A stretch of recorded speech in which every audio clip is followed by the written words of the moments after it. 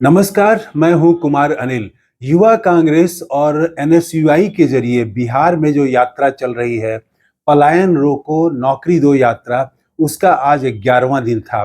तो कुछ खास बातें, सहरसा में ये यात्रा थी, उसकी कुछ खास बातें लेके मैं उपस्थित हूं। सबसे पहले तो दो बातें मैं करूंगा।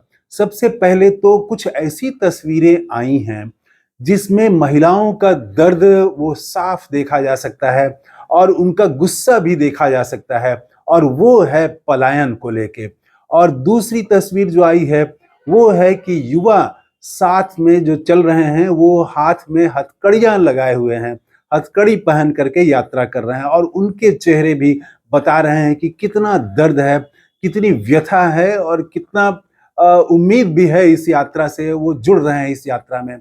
और एक बात खास ये कि यात्रा में जो महिलाएं जुड़ रही हैं, वो महिलाएं उसी वर्ग की हैं जिस वर्ग को राहुल गांधी संबोधित करना चाहते हैं। यानी 90% जो आबादी है, दलित, गरीब, पिछड़े, आदिवासी, ये वाला वर्ग जो है वो इस यात्रा से जुड़ने लगा है। तो इन दो तीन चीजों की मैं बात करूंगा।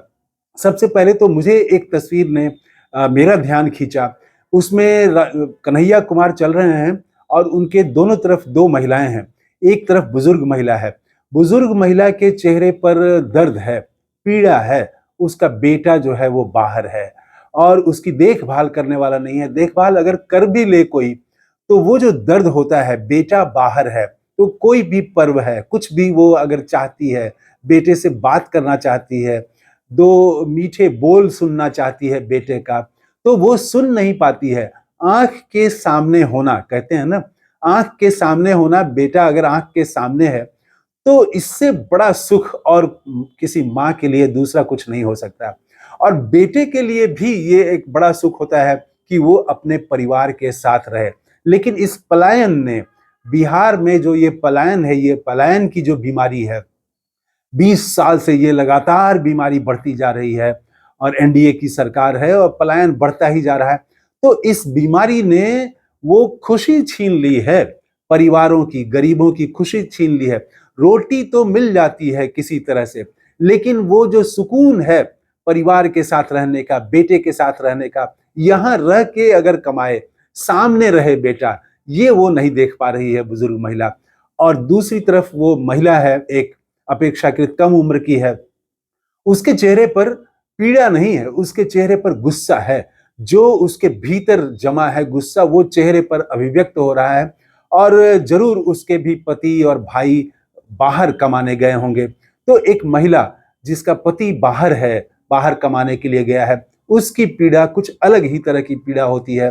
वो किस तरह से, वो कैसे जिम्मेवारियों का निर्वहन करती है अकेले। कहते हैं कि परिवार जो है उसकी दो गाड़ी है, पति और पत्नी, दो पहिए होते हैं, लेकिन वो एक पहिया तो है ही नहीं। तो एक ही पहिया के भरोसे जब परिवार चलेगा, बच्चे की देखभाल करना, स्कूल, सारी चिंता जो है वो अकेली माँ को करना पड़ रहा है। तो वो जो माँ है, युवा माँ जो है, वो उसके चेहरे पर गुस्सा दिख रहा है। तो ये आज की कुछ खास तस्वीरें हैं। और एक तस्वीर जो ध्यान खींचती है वो है कि युवा जो चल रहे हैं वो हाथ में हथकड़ी लिए चल रहे हैं। 2019-2021 के बीच जो सेना की भर्ती हुई थी वो पेंडिंग कर दी गई। तो कितनी तैयारी की थी, कितने सपने बुने थे उन युवाओं ने, और वो सारे सपने जो हैं वो ध्वस्त हो गए हैं। तो उस युवा का पीड़ा जो है, युवा की पीड़ा, वो समझा जा सकता है, और वो चेहरे पर आप देख सकते हैं कि उसकी पीड़ा किस तरह से है वो। तो वो जो 2019 और 21 कोरोना के नाम पर रोक दिया गया कि कोरोना है, कोरोना में सारा कुछ चलता रहा, बंगाल में रैली होती रही, चुनाव होते रहे, सब कुछ होता रहा, लेकिन नौकरी रोक दी गई, सेना की नौकरी रोक दी गई, क्योंकि आगे उनको, उनकी प्लानिंग थी कि हम तो अग्निवीर लाना है और ये परमानेंट जो सेना की नौकरी है उसको खत्म करना है। तो अब पूरी प्लानिंग के साथ, उनके साथ तो ये अन्याय हो गया, सारा कुछ उनका हो गया, सिर्फ ज्वाइनिंग उनको नहीं हुई। तो वो मुद्दा उठाया है कन्हैया कुमार ने, वो नौजवान जो हैं जुड़ रहे हैं। और तीसरी बात कि राहुल गांधी हमेशा ही पिछड़ों और दलितों की बात कर रहे हैं, और अब वो समुदाय जुड़ता हुआ दिख रहा है। राहुल गांधी के साथ जो यात्रा में महिलाएं आ रही हैं, जो जो लोग आ रहे हैं, तो कांग्रेस के कार्यकर्ताओं को छोड़ दें अगर, तो बाकी जो आम लोग आ रहे हैं वो इसी वर्ग के आ रहे हैं, जो खाते पीते और खुश हैं और जिनके यहाँ अच्छी आमदनी है, वो तबका नहीं आ रहा है। जो पीड़ित है, पलायन से जो परेशान है, जो चाहता है कि उसके घर के लोग दूर दराज न जाएं, पता नहीं क्या होगा, कैसे होंगे, तो वो जो है वो चाहते हैं और घर में ही उनको उनको रोजी रोजगार मिल जाए।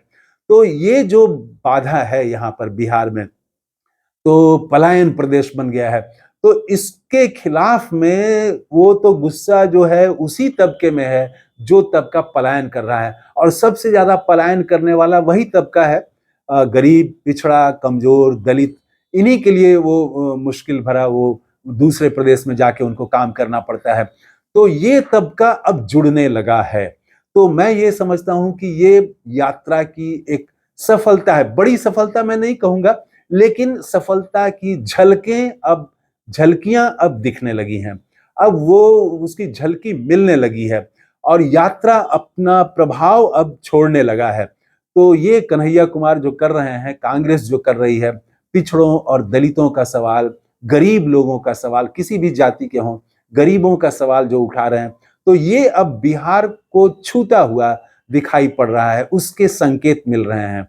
इस वीडियो में इतना ही। थैंक यू, धन्यवाद, जय हिंद।